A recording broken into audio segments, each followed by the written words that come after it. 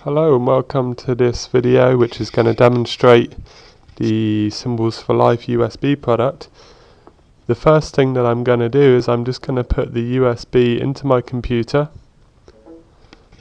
and the Symbols for Life USB starts up automatically. It's an autoplay function.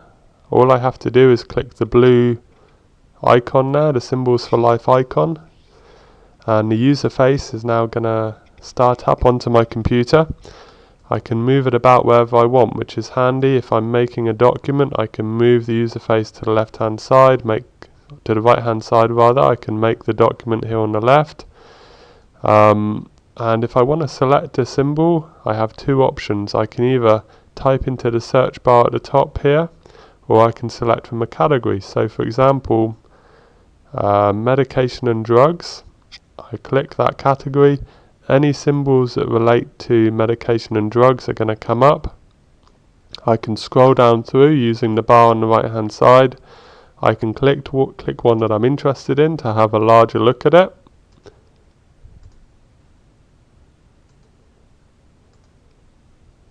And also, when I want to save that image, all I have to do is just click Save Small Image or Save Large Image. Now the small image is typically going to be used for any kind of a Word document, but for a brochure or a website you'd want to use save the large image, which is essentially a large resolution or high resolution image.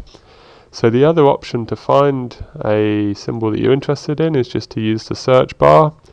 You type in any word that you think is going to relate to the symbol you want. You click search. I've just typed plan, so any symbols that relate to the word plan are going to come up.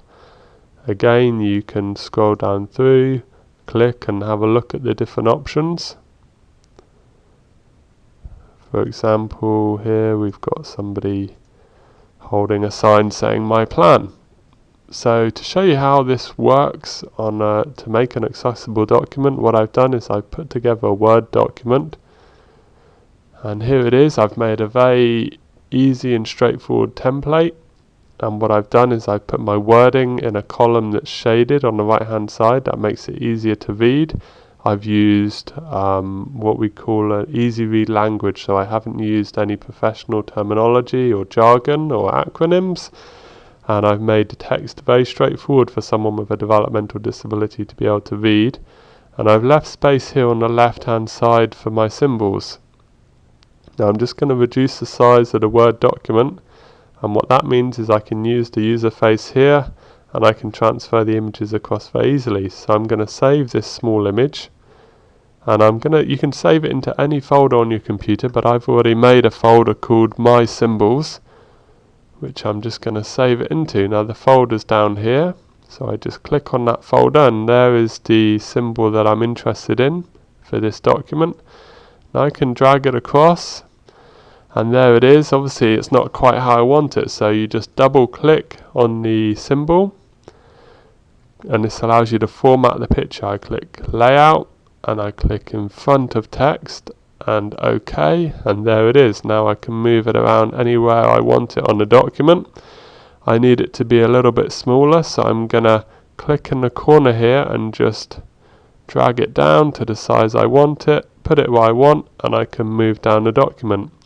So the next line is you are in control of the meeting. Again, I go back to the Symbols for Life user face. I could type in meeting, but I can also look down the side here and we have a category called meetings. Again, a whole range of symbols that I can use. Save the one that I'm interested in. Go straight into my folder. Again, just drag it across.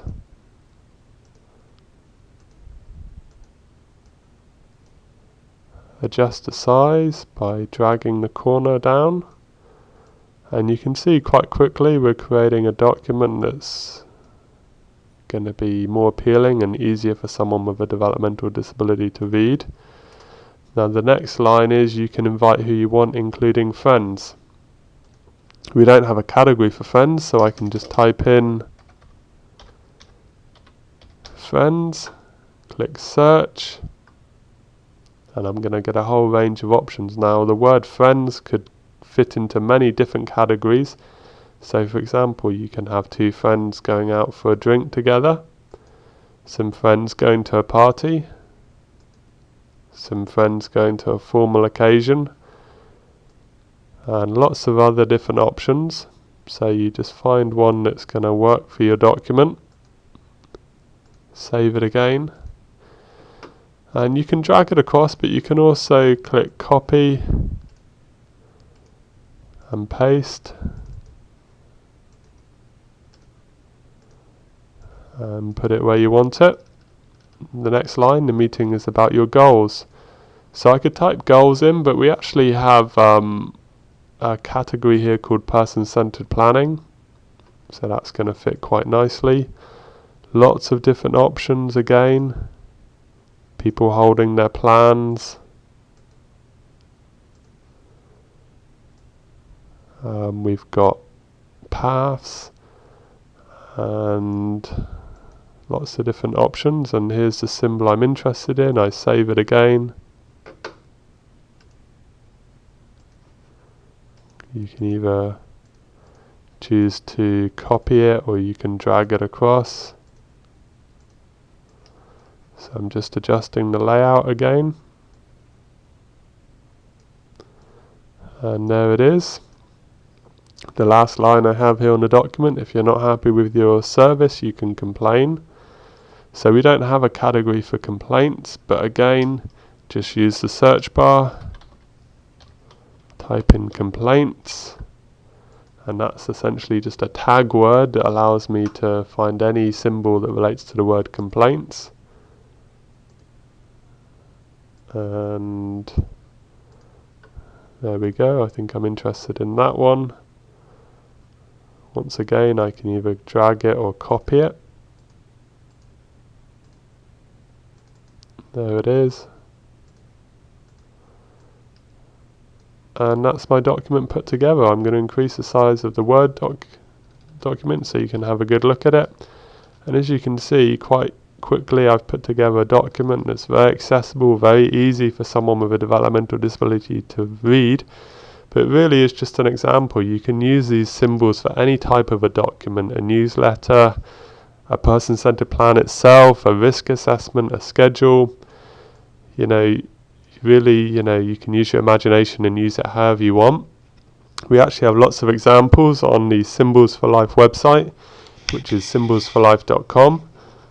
And if you have any other questions about our product, you can email us at hello@symbolsforlife.com.